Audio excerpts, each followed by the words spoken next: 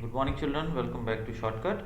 तुम्हारा चैप्टर जो है वो है the supreme Court, chapter number 4। तो हमने कल पिछले वीडियो के अंदर सुप्रीम कोर्ट यानी कि कोर्ट के बारे में देखा था कि कैसे वो काम करता है, कौन से कोर्ट्स होते हैं, एट्सेट्रा एट्सेट्रा। बहुत ज़्यादा डिटेल में हमने नहीं देखा था, तो आगे हम पढ़ेंगे। आज टॉपिक हमारा, हमने कल देखा था लास्ट टॉपिक जो हमारा, what is the role of the supreme Court. और फिर हमने लास्ट में जो टॉपिक खत्म किया था वो था सेव नर्मदा मूवमेंट के बारे में पढ़ने का छोड़ दिया था। तो सेव नर्मदा मूवमेंट क्या है उसके बारे में पढ़ते हैं, जो कि गुजरात से रिलेटेड है। There was a protest against increasing the height of Narmada dam above 110 metres near Navagaon. तो नर्मदा का जो डैम है, नर्मदा डैम जो है, उस डैम की जो ऊंचाई है वो 110 मीटर से ऊंची करने की योजना बनाई गई सरकार के द्वारा कि कितना बढ़ाया जाए उसको, 110 मीटर से ऊंचा बनाया जाए। 110 मीटर बहुत हो जाता है भाई ऊंचाई। Environmentalist organisations and NGOs from Madhya Pradesh and other regions were fighting for the rights of the tribal who would lose their land and habitat for ever due to this project. अब ये जो प्रोजेक्ट चालू किया गया, इस प्रोजेक्ट के द्वारा बहुत सारे ट्राइबल लोग वो होते हैं जो जंगलों में रहते हैं, यानी कि जो लोग जंगलों पे ही बेस्ड रहते हैं, जिनका रोजी रोटी है जंगलों से ही चलती है। जंगलों में रहने वाले आदिवासी लोग जो होते हैं उनको ट्राइबल्स कहा जाता है। तो ट्राइबल्स की अगर डैम बनेगा तो उसके लिए कितना लंबे चौड़े एरिया में जंगल को काटा जाएगा, वहाँ से लोगों को हटाया जाएगा। इस कारण से ट्राइबल्स जो है उनका जो घर है वो उनसे छिन जाएगा, उनकी ज़मीन, उनका जो रहने की जगह है वो सब उनसे छिन जाएगा। इसलिए बहुत सारे एनजीओज और ऑर्गेनाइजेशंस जो हैं वो उनके लिए लड़ रहे थे कि उनसे उनका ज़मीन ना छीनी जाए। The supreme Court passed judgement on 8 March 2006। 8 March 2006 को सरकार ने यानी कि सुप्रीम कोर्ट ने एक आदेश दिया to resolve this conflict between two states, कि ये जो दो स्टेट्स के बीच में जो मुद्दा है इसको सुलझाया जाए। दो स्टेट कौन कौन सी थी? गुजरात और मध्य प्रदेश, MP. It stated that in accordance with the rising population, it was necessary to carry out this project. There was a possibility of a positive development in the environment and benefits of all the living beings due to Sardar Sarovar योजना। अब सरकार के द्वारा हवाला दिया गया कि population बहुत ज़्यादा बढ़ रही है, इस कारण से इस प्रोजेक्ट को बनाना बहुत ही ज़रूरी है, क्योंकि इससे पॉजिटिव डेवलपमेंट होगी। अब देखो भी, डेवलपमेंट भी तो जरूरी है करना, तो उन्होंने बोला कि डेवलपमेंट के हिसाब से ये करना बहुत ज़रूरी है। इससे लोगों को बहुत फ़ायदा होगा। ये योजना जो बनाई जाएगी, ये योजना है सरदार सरोवर योजना। सरदार सरोवर योजना बनाई जाएगी, इसके द्वारा लोगों को बहुत फ़ायदा मिलेगा। क्या फ़ायदा मिलेगा? The arid areas of Rajasthan, Gujarat and Madhya Pradesh would get water and expansion of desert could be kept under control. उन्होंने कहा कि arid areas of Rajasthan, Gujarat और मध्य प्रदेश, यानी कि ऐसे एरिया जहाँ पर पानी की कमी है, गुजरात, मध्य प्रदेश और राजस्थान के जो एरियाज हैं वहाँ पे पानी की कमी होने की वजह से वहाँ पे बंजर पड़ी है ज़मीन और रेगिस्तान बढ़ता जा रहा है। तो रेगिस्तान के बढ़ने पे एक्सपेंशन ऑफ डेजर्ट, जिसको हम कहते हैं रेगिस्तान का बढ़ना, इस पे लगाम लग जाएगी। वो बनेगा तो डैम बनेगा तो एरियाज में पानी पहुँचेगा, पानी पहुंचेगा तो खेती होगी, खेती होगी तो डेजर्ट कम हो जाएगा, बढ़ना बंद हो जाएगा desert. Proper rehabilitation of the tribals affected by this project should be given the top priority, has the fundamental right could be protected. अब कोर्ट ने यह भी आदेश दिया कि जो आदिवासी बेघर किए जाएंगे, यानी कि जिनसे जगह छीनी जाएगी, जिन लोगों की जगह ली जाएगी वो डैम वैम बनाने के लिए, उन लोगों को दोबारा से बसाना। रिहेबिलिटेशन का मतलब होता है पुनर्वास करवाना, दोबारा से उनको बसाना, उनको दोबारा से बसाना। ये सरकार की पहली प्राथमिकता होनी चाहिए, प्रायोरिटी होनी चाहिए, कि सबसे पहले सरकार की जिम्मेदारी होनी चाहिए कि वो लोगों को जिनको वहाँ से हटाएगी उनको दूसरी जगह पर अच्छे तरीके से बसाया जाए। ये सरकार की प्रायोरिटी होनी चाहिए। या पिक्चर में जो देख रहे हैं ये नर्मदा डैम है, ठीक है। तो इस तरीके हमने क्या देखा कि गुजरात, मध्य प्रदेश जैसी स्टेट्स के बीच में लड़ाई चल रही थी। बहुत सारे लोग जो थे वो इसके विरोध में खड़े थे कि भाई डैम बन जाएगा तो लोगों से ज़मीन छिन जाएगी, उनका रहने का जगह छिन जाएगी। तो सुप्रीम कोर्ट ने क्या किया? इस मुद्दे पे दोनों तरफ समझा दिया। उसने बोला कि जिन लोगों को वहाँ से हटाया जाएगा उनको बसाने की पहली प्रायोरिटी सरकार की होनी चाहिए, उनको पहले जगह दूसरी जगह बसाया जाए, फिर डैम बनाया जाए, और डैम से मिलने वाले पानी से बहुत फ़ायदे होंगे देश को। ठीक है। Now why is judiciary independent. अब जुडिशरी इंडिपेंडेंट क्यों होनी चाहिए, इसके बारे में हमने कल पिछले वीडियो में भी काफ़ी डिस्कस किया था कि जुडिशरी मतलब हमारे कोर्ट, इंडिपेंडेंट मतलब आज़ाद। कोर्ट आज़ाद क्यों होना चाहिए भाई, अगर मेरा भाई कोई गलती करेगा और जो जज है, जज मेरे अंडर आएगा, तो मैं तो जज को बोल के मना, मेरे भाई को सजा नहीं होने दूंगा। लेकिन अगर वो जज मेरे अंडर नहीं है, वो फ्री है, तो वो बिना डर के, बिना किसी लालच के वो न्याय देगा।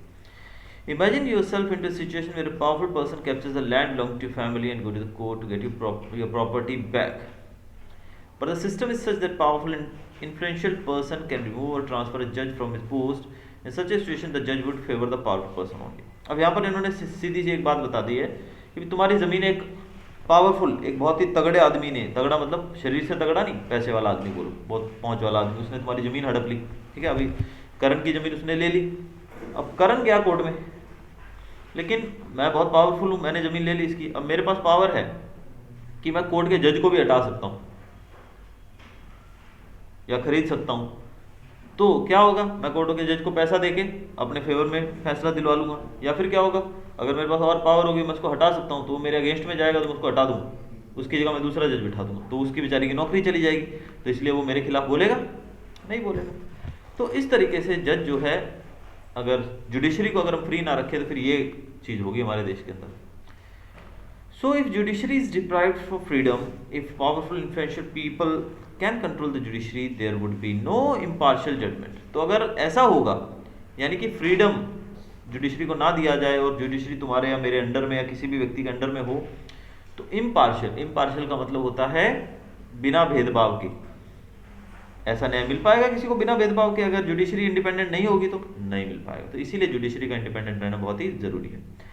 That is the reason why our constitution does not allow such kind of interference. That is why judiciary has been kept independent from legislature and executive. तो जैसे कि मैंने बताया था, सरकार के 3 ऑर्गन होते हैं, कल वीडियो में बताया था ना, लेजिस्लेचर, एग्जीक्यूटिव एंड जुडिशरी। तो लेजिस्लेचर और एग्जीक्यूटिव जो है उनका जुडिशरी से कुछ लेना देना नहीं होता है, यानी कि भले नेता कोई भी है लेकिन वो जुडिशरी से ऊपर नहीं है, जुडिशरी किसी के भी अंडर नहीं आती है। Thus, once the judges are appointed in the High Court and the Supreme Court, it becomes very difficult to expel them from their respective positions. If an individual feels that his or her fundamental right is violated, he or she can go to the court. तो इसीलिए अगर high court और supreme court के जजों को जब एक बार select कर दिया जाता है तो उनको हटाना आसान नहीं है। वरना तो फिर देखा ना, मूवीज में देखते हो, पुलिस वालों की बदली कर देते हैं, वो लोग बड़े नेता होते हैं, ट्रांसफर कर देते हैं। हे इंस्पेक्टर, तू जानता नहीं है मैं कौन हूँ, मैं तुम्हारा ट्रांसफर भी करवा सकता हूँ, तुम्हारी वर्दी भी उतरवा सकता हूँ। अब इसी बात से अब पुलिस वाला अगर बेचारा डर जाएगा तो फिर वो तो उसके खिलाफ बोलेगा ही नहीं, वो तो न्याय होने देगा। लेकिन अगर वो बहुत ज़्यादा ज़मीर वाला इंसान हुआ, ये सच्चाई के रास्ते पे चलने वाला हुआ, तो उसको हटा दिया जाएगा, बेचारे को पोस्ट से सस्पेंड कर देगा या फिर बदली कर देगा उसकी। ठीक है ना। तो इसी कारण से जो सुप्रीम कोर्ट और हाई कोर्ट के जजेज हैं, एक बार वो अपॉइंट होने के बाद उनके ऊपर कोई नहीं होता है, वो उनको हटाना बहुत मुश्किल होता है, लंबा प्रोसेस होता है, जिसको आप 9th में पढ़ोगे जाके। ठीक है। तो इस प्रकार से अगर कोई व्यक्ति, किसी को जजमेंट कुछ चाहिए, यानी कि किसी को न्याय चाहिए, तो वो कोर्ट का दरवाजा खटखटा सकता है बिना किसी डर के। नहीं कि वहाँ पे ये डर नहीं होगा कि मेरे को न्याय मिलेगा कि नहीं मिलेगा, मिलेगा ही न्याय। Are the court at various levels connected with one another. क्या अलग अलग लेवल पे जो कोर्ट है, taluka court, district court, high court, supreme court, क्या ये आपस में जुड़े हुए हैं? यस दे आर, वो आपस में जुड़े होते हैं। इसको अंडरस्टैंड करने के लिए हम एक प्रोसीजर देखते हैं कि पिटीशन कैसे फाइल की जाती है, यानी कि जो आप कोर्ट में जो केस करते हो कैसे करते हो। If an individual finds the judgment given by the lower court not satisfactory, then he or she can file a petition in the upper court. अगर अब भाई इसकी ज़मीन उसने ले ली, लेकिन अब राम जो है उसकी ज़मीन श्याम ने ले ली। ठीक है। अब राम ने कोर्ट में केस किया, लोअर कोर्ट में, लेकिन वहाँ पे उसके फेवर में केस नहीं आया। ठीक है। फिर वो क्या करेगा, फिर वो दूसरे कोर्ट में जाके केस करेगा, ऊपर वाले में। ठीक है। ऊपर वाले कोर्ट में जाके तुम केस कर सकते हो, अपर कोर्ट में। To understand this concept, let's discuss a case. Were few houses in the southern direction where Ratlam municipality had constructed road. Behind these houses was an old road leading to government college. Near the junction of the old and the new municipality road ran a culvert of dirty water. Industries released dirty water infested with chemicals in this culvert. It had become the source of foul smell and mosquitoes. Slum dwellers answered the nature's call by the sides of this culvert. The health department had failed in controlling the mosquitoes. The resident had repeatedly written applications to remove the dirt around it, but the health department failed to take care of it too. As a result, the resident appealed in the taluka court. अब यहाँ पर एक situation बताई गई, ठीक है. अब हुआ क्या, एक जगह है, उसकी एक तरफ झोपड़पट्टी है, एक तरफ रेजिडेंशियल एरिया सोसाइटी है, और बीच में एक नाला है जहाँ पे फैक्ट्रियों का गंदा पानी भी आता है, और वहीं पे जो झोपड़पट्टी वाले हैं वो नेचर्स कॉल यानी कि टॉयलेट बाथरूम के लिए भी वो सब चीज़ों के लिए उसको यूज़ करते हैं उस एरिया को. अब ऐसी जगह जहाँ पर ये सब काम होंगे और गंदा पानी जो कि इंडस्ट्री से निकलेगा, वहाँ पे गंदी स्मेल आएगी, मच्छर मक्खियाँ आएंगी, तो उससे जो नियर बाय जो सोसाइटी बनी है वहाँ के लोग खुश होंगे नहीं, उनको काफ़ी तकलीफ होगी. तो ये सिचुएशन थी. तो लोगों ने हेल्थ डिपार्टमेंट को कई बार लिखा लेकिन कोई फ़ायदा नहीं हुआ. फिर जो लोग थे उन्होंने मिलकर तालुका कोर्ट के अंदर अपील की. कहाँ पे अपील की? तालुका कोर्ट, जो लोअर लेवल कोर्ट होता है. तो क्या हुआ, अब यहाँ पर आप पिक्चर में देख रहे हैं, the magistrate gave the verdict in the favour of the residents. ठीक है, आप देख रहे हो ना, ये जो जज बैठा देखो. Municipality and town improvement trust have failed in their duty of maintaining cleanliness. Both the institutions are ordered to cleanse the place with immediate effect. Within 15 days, the work of a closed drainage system should be completed. अब जज जो था taluka court का, उसने आदेश दिया कि municipality जो है वो इस जगह को जल्दी से जल्दी साफ करवाए और 15 दिन के अंदर ड्रेनेज सिस्टम बनाए. क्लोज्ड मतलब पैक. अब नाली खुली होगी, नाला खुला होगा तो मच्छर मक्खियाँ आएंगे, लेकिन अगर वो बंद होगा गटर तो मक्खी मच्छर नहीं आएंगे, स्मेल नहीं आएगी. तो उसने जज ने ऑर्डर दिया कि 15 दिन के अंदर ये काम पूरा कर दो. ठीक है, यानी कि लोगों की फेवर में डिसीजन आया. The municipality challenge this verdict in the Ratlam district court. अब देखो ये कोर्ट कौन से कोर्ट में केस किया गया था? तालुका कोर्ट. कौन सा कोर्ट था ये? तालुका कोर्ट. तालुका कोर्ट के ऊपर कौन सा कोर्ट होता है? डिस्ट्रिक्ट कोर्ट होता है. Very good. तो अब म्युनिसिपैलिटी ने डिस्ट्रिक्ट कोर्ट में केस कर दिया. अब डिस्ट्रिक्ट कोर्ट ने क्या जजमेंट दिया? The judgment of the taluka court is declared to be unfair. अब डिस्ट्रिक्ट कोर्ट ने ऑर्डर दिया. अब देखो, समझो कि तुम पब्लिक हो और तुम म्युनिसिपैलिटी हो, मैं कोर्ट हूं. पहले तुम मेरे पास आए तो मैंने तुम्हारे फेवर में ऑर्डर दे दिया कि भाई 15 दिन के अंदर तेरे को यहाँ पे म्युनिसिपैलिटी, तुम म्युनिसिपैलिटी हो तो म्युनिसिपैलिटी को लोग 15 दिन के अंदर यहाँ पे क्लोज्ड गटर बन जाना चाहिए. अब तुमने अपर कोर्ट में चले गए, डिस्ट्रिक्ट कोर्ट में, मैं अब दूसरा डिस्ट्रिक्ट कोर्ट आ गया मैं. अब मैंने क्या बोला? The judgment of the taluka court is declared to be unfair. The residents challenge the verdict in the high court. अब मैंने क्या किया? मैंने बोला भाई नहीं भी, म्युनिसिपैलिटी सही बोल रही है, वहाँ पे गटर है वो रहेगा ही, और जो तालुका कोर्ट ने जो डिसीजन दिया वो गलत है. मैंने क्या बोला था तालुका कोर्ट ने पहले कि वहाँ पे ड्रेनेज सिस्टम बनाओ, लेकिन अभी मैं जो दूसरा कोर्ट है डिस्ट्रिक्ट कोर्ट वो बोल रहा है कि ये गलत है, ऐसा नहीं होना चाहिए. अब पहले जो फर्स्ट लेवल पे तुमने केस किया था वो तुम्हारी फेवर में आया था, अब ऊपर गए तो उनकी फेवर में आ गया. अब क्या करेंगे, कौन सही है? अब फिर तीसरे कोर्ट में गए, वो तालुका कोर्ट के बाद वो हाई कोर्ट चले गए. कौन? लोग, रेजिडेंट्स जो थे ना वो. For a close drainage system 7 months time is given instead of 15 days. The pit should be filled with the soil to stop the water accumulation and mosquitoes breeding. All work should be completed within 2 years. अब high court ने क्या order दिया? High court ने कहा कि भाई गंदगी फैल रही है, मच्छर मक्खियों से लोगों को परेशानी होती है, तो तुम्हें क्लोज्ड गटर सिस्टम तो बनाना ही पड़ेगा, लेकिन उसके लिए 15 दिन में तो एक टॉयलेट नहीं बनता है, तो इतना बड़ा गटर सिस्टम कैसे बन जाएगा? तो ऑर्डर दिया गया जज के द्वारा कि 15 दिन का काम बहुत कम है, 15 दिन, इसलिए तुमको 7 महीने का टाइम दिया जाता है इसको गटर सिस्टम को बनाने का. और जो भी गड्ढे हैं जहाँ पे पानी वानी रुका होता है उस सब गड्ढों को मिट्टी से भरवाओ और एकदम प्लेन ऐसी जगह कर दो कि जाके मच्छर मक्खियाँ ना आए. और ये पूरा काम करने के लिए तुमको 2 साल का समय दिया है कि 2 साल में ये सब पूरा हो जाना चाहिए. ये किसने बोला? हाई कोर्ट के जज ने. ठीक है. Ratlam municipality was unhappy with the verdict and so it move to the supreme court. अब हमने देखा पहले लेवल पे तालुका कोर्ट ने तुम्हारी फेवर में बोला था, तो म्युनिसिपैलिटी डिस्ट्रिक्ट कोर्ट में चली गई। डिस्ट्रिक्ट कोर्ट में जज ने म्युनिसिपैलिटी की फेवर में डिसीजन दिया, तो रेजिडेंट जो थे वो हाई कोर्ट में चले गए। अब मैंने हाई कोर्ट में जाने के, मैं हाई कोर्ट हूँ, तो हाई कोर्ट ने लोगों के फेवर में डिसीजन दिया, तो म्युनिसिपैलिटी सुप्रीम कोर्ट में चली गई। अब सुप्रीम कोर्ट क्या बोलता है? The chemicals and the dye plants which were responsible for the pollution should be closed with the joint effort of municipality and the state government. अब सुप्रीम कोर्ट ने judgement दिया कि जो केमिकल और die plant जिनसे वहाँ पे chemical आ रहा था गंदा, वो प्लांट्स को बंद कर दिया जाए, क्योंकि उन्हीं से तो पोल्यूशन हो रहा है, तो उनको बंद करने का आदेश दिया गया। तो हमने क्या देखा कि आप एक कोर्ट से दूसरे में जा सकते हो, तो चारों कोर्ट जुड़े हुए नहीं है फिर आपस में। तुम्हारा डिसीजन जो मैंने तालुका कोर्ट में दिया था, उसको चैलेंज कहाँ किया गया? डिस्ट्रिक्ट कोर्ट में। डिस्ट्रिक्ट कोर्ट के डिसीजन को चैलेंज किया गया हाई कोर्ट में। हाई कोर्ट के डिसीजन को चैलेंज किया गया सुप्रीम कोर्ट में। तो ये सब एक दूसरे से जुड़े हुए हैं। Can any citizen appeal in a court? क्या कोई सिटीजन जो है वो कोर्ट में अपील कर सकता है? कोई भी। We have learned that any citizen can appeal in a court for the protection of his or her fundamental rights, but in reality poor people find it very difficult to go to the court. The legal procedures are not only require a lot of money and paperwork, but it also is time consuming. क्या कोई भी जा सकता है court में? हाँ, जा तो कोई भी सकता है, लेकिन हमारा जो सिस्टम है वो ऐसा है कि इसमें बहुत सारा पैसा लगता है, बहुत सारा पेपर वर्क होता है और बहुत ज़्यादा टाइम लगता है। For a poor person who is illiterate and incurring irregular income, it becomes really tough to go to the court and demand justice.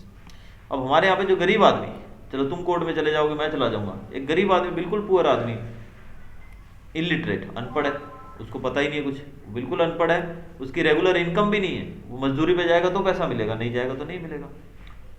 क्या वो जाकर कोर्ट में जस्टिस मांग सकता है? दिक्कत होगी ना उसको बेचारे को। Keeping this fact in mind, the Supreme Court announced the provision of the public interest litigation in the year 1980. इसी को ध्यान में रख के सरकार ने 1980 में एक प्रोविजन बनाया जिसको बोलते हैं PIL, जिसके बारे में हमने कल देखा था। With this, the Supreme Court has made an effort that maximum people can reach up to the court for justice. Any individual or institution can file a case on behalf of people from the deprived classes. अब इसमें क्या है? PIL के द्वारा कोई भी व्यक्ति तुम्हारे बिहाफ पे भी केस कर सकता है। कोई भी व्यक्ति मतलब कोई यानी कि भी तेरे लिए भी कोई पड़ोसी चला जाएगा लड़ने के लिए, लेकिन ऐसी बहुत सारी इंस्टीट्यूशंस होती हैं, NGO बोलते हैं जिसको, संस्थाएं होती हैं ना जो काम करती हैं लोगों की भलाई के लिए। अब भाई कहीं पर किसी व्यक्ति के साथ कुछ गलत हो रहा है और वो बेचारा गरीब है, उसको पढ़ा लिखा नहीं है, बहुत दिक्कत हो रही है, ऐसे में तो ऐसी ऑर्गेनाइजेशंस उनकी मदद करती हैं, उनके लिए कोर्ट में केस करती हैं उनके बिहाफ पे। अभी तुम अनपढ़ हो, तुमको नहीं आता है, मजदूर हो, तुम नहीं कर सकते हो, लेकिन एक और संस्था है ऐसी, एक इंस्टीट्यूशन है, एक ग्रुप है ऐसे लोगों का जो ऐसे लोगों की मदद करते हैं। तो उन्होंने देखा कि तुम्हारे साथ बहुत गलत हो रहा है, इसलिए तुम्हारे जगह पे उन्होंने केस किया कोर्ट में। तो इससे लोगों को फायदा होगा ना। If any of the fundamental rights are being violated then citizen can appeal straight in the high court और द सुप्रीम कोर्ट। अगर आपकी राइट्स के साथ कोई छेड़छाड़ होती है, कोई आपकी राइट्स को वायलेट करता है, आपके अधिकारों को छीनता है, तो आप डायरेक्ट हाई कोर्ट या सुप्रीम कोर्ट में जाकर केस कर सकते हैं। After 1980 PIL was used to bring justice to many deprived sections of the society. 1980 के बाद जब PIL लागू हुआ, तब से लेके अब तक बहुत सारे डिप्राइव्ड सेक्शन का यहाँ पर मतलब वो है ऐसे लोग, आपको पता है ना हमारे समाज के अंदर भेदभाव बहुत है, ऊंची जात नीची जात का, धर्म के आधार पे भी हम भेदभाव करते हैं। तो ऐसे लोग डिप्राइव्ड सेक्शन मतलब वो लोग जो कि समाज में ठुकराए हुए हैं या पिछड़े लोग, तो ऐसे लोगों को न्याय मिल सके, इसमें 1980 के बाद काफ़ी तेज़ी आई है। For example PIL were filed for free labourers for inhuman labour और to release the prisoners from the jail in Bihar after their terms of punishment was over. जैसे कि PIL कहाँ free labourers for inhuman labour. अब ऐसे लोगों को मजदूर, बहुत सारे लोग क्या करते हैं पता है, मजदूरों को ले जाते हैं पैसा देके दूर दराज इलाकों में, वहाँ पे उनसे मजदूरी करवाते हैं, ज़्यादा काम करवाते हैं, पैसा भी बहुत कम देते हैं, वहाँ मजदूरी वो करते हैं बेचारे। अब उन इतनी दूर होते हैं कि पैदल कहाँ जाएंगे, भाग भी नहीं सकते, वहाँ से दूर दूर तक कोई नहीं, भागते हैं तो लोग मारते हैं उनको, पैसा नहीं देंगे, तो वो बेचारे क्या करते, तो उन लोगों को फ्री करवाने के लिए पिटीशन दाखिल की गई थी। दूसरा, जेल, बिहार के अंदर जेल के अंदर कैदी जो थे उनकी सजा पूरी हो गई थी, लेकिन फिर भी उनको छोड़ा नहीं जा रहा था। ये तो गलत है ना, सजा पूरी हो गई तो छोड़ दो, तो उसके लिए भी PIL दाखिल की गई थी।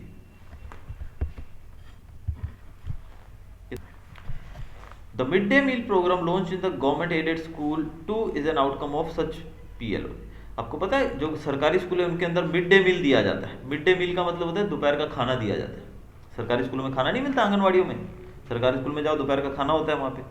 तो वो खाना जो है वो PIL के कारण ही दिया जाता है, यानी कि किसी व्यक्ति ने एक PIL दाखिल की थी जिसमें ये कहा गया होगा कि बच्चे जो हैं मजदूरों के बच्चे, सरकारी स्कूल में कौन पढ़ता है? तुम्हारे जैसे बच्चे पढ़ते हैं क्या?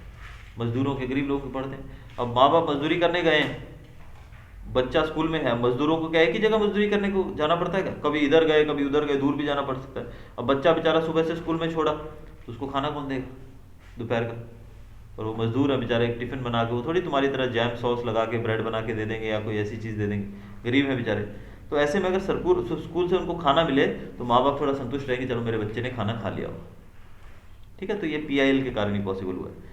If the Supreme Court finds any PIL regarding fundamental rights or its implementation inappropriate, then the court may punish the person, group of people or the institution।